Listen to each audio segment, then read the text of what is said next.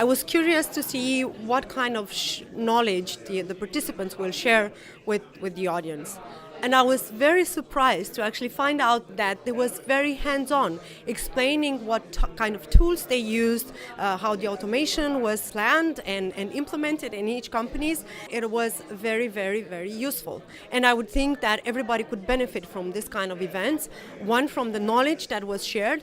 Two, from actually being able to ask questions to the people that have presented in front of us.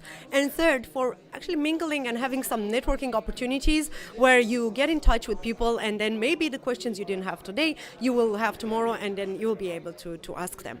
So backlinks are really important just for the sake of you need to boost that SEO. You need to find different ways to find customers that would ordinarily never find your website at the places that they're already at before they ever hear or see you. And so the way that I found is easiest is build some really cool content on your site and then offer it to them. Say, hey, listen, I can write something that's just like this for free, so long as you post on your blog and you give me one of those nice backlinks with some juicy anchor text so that I can start getting a little bit of your traffic, but also provide some really good, valuable information to the people that are already coming to your website. Today, the overall agenda was tools and processes, and we got stories from the smallest seed of finding out, do you have a product? Will customers actually buy this? All the way to a juggernaut like Momondo, spending like 60 million euros in ad spend in so many markets, on so many ad groups. They had billions of keywords. That was so impressive and very, very inspiring for those of us that are sort of halfway there, but not there at all. We saw some amazing leads. Like every time, like every day, we pretty much had like a Fortune 500 company signing up for a newsletter.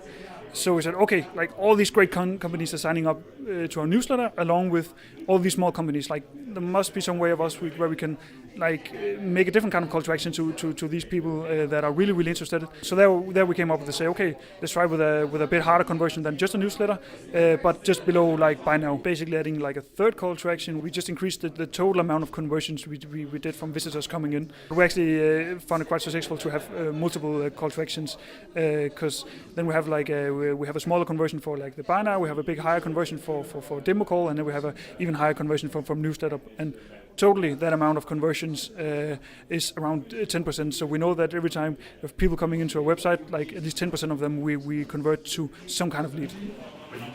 Overall, I would say that tonight shows that when you ask entrepreneurs from Copenhagen to tell their stories about how they're working, what they're learning, and how they're doing it, it is amazing what you get.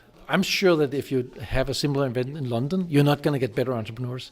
You're not going to get better stories. You're not going to get better learning. So the fact that we meet here at Nordic Growth Hackers and actually exchange those stories, I think just makes Copenhagen that much stronger, that we can actually share that knowledge amongst each other. So I had a great time, just as I always have here.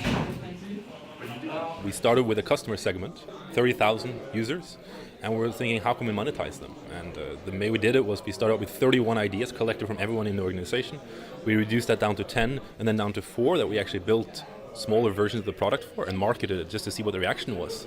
And from those 4, we went down to 1 that we really invested into building. In order to go from 31 to 4, you don't need to know if one of them will be 5,800 and one is 5,801. You only need to know if one is 5,000 and the other is 20 or 40 or 70,000.